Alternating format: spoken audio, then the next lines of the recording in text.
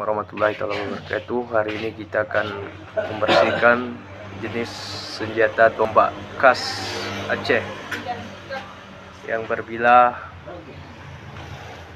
seperti keris, tapi ini asli khas Aceh.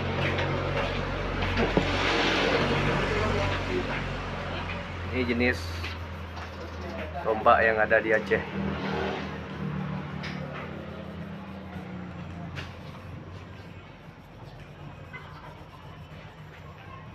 Lestarikan budaya kita, sejarah kita yang ada di Aceh.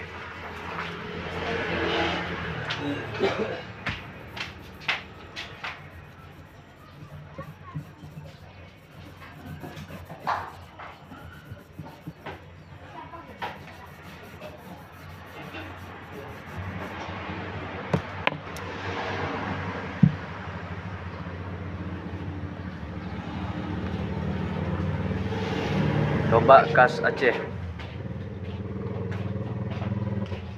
Semoga generasi dapat mengenali jenis-jenis senjata yang ada di wilayah kita.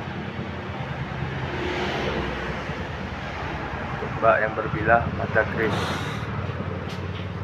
Terima kasih. Assalamualaikum warahmatullahi wabarakatuh.